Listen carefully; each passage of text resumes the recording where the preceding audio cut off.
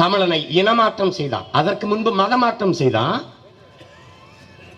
தமிழன் இங்க இருந்தான். இவன் பூர்வீகுடி, 50,000 ஆண்டுகளுக்கு மூத்தவன். ஆனால் கிறிஸ்தவமும் இஸ்லாமும் இந்தும் இப்ப வந்தது. இந்த மதங்கள் எப்போது வந்தது?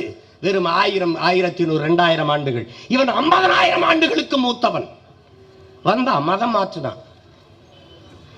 மாற்றினான்.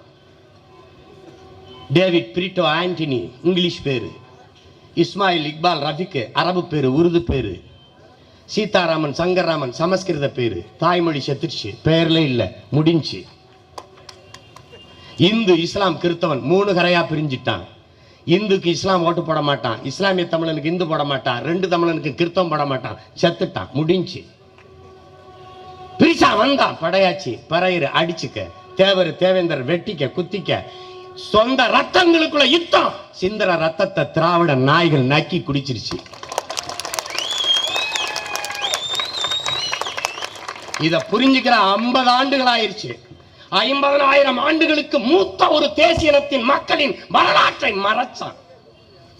கரிகால் பெருவள சோழன் அவன் பெருமையை மண்டையில ஏத்தல. அருண்மொழி சோழன், அரசேந்திர சோழன் அவன் பாட்டனின் வீரத்தை பெருமையை சேர்க்கல. சேரன், செங்குட்டுவன், பாண்டிய நெடுஞ்செழியன் மறைச்சான். தமிழ்நாடு என்று பெயரை நாங்கள் தான் சூட்டினோம். திராவிட கட்சி திமுக பேசுது. ஆனா அதுக்கு 76 நாட்கள் பட்டினி கிடந்து சங்கரலிங்கனார் என்ற தமிழ் பெருமகன் செத்திருக்கான். அவன் மறைச்சான். நடராசனும் தாளமுத்தும் பற்ற வைத்த நெருப்பு பல நூற்று கணக்கில் மொழிப்போர் ஈகியரில் மரணம். ஒரு புரட்சி.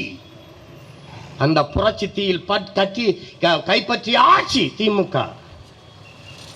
பேரறிஞர் அண்ணாவுக்கு சமாதி கடற்கரையிலே, உலக புகழ்பெற்ற கடற்கரையிலே எவ்வளவு பெரியதுன்னு பாரு. சுடுகாடு எவ்வளவு பெருசுன்னு.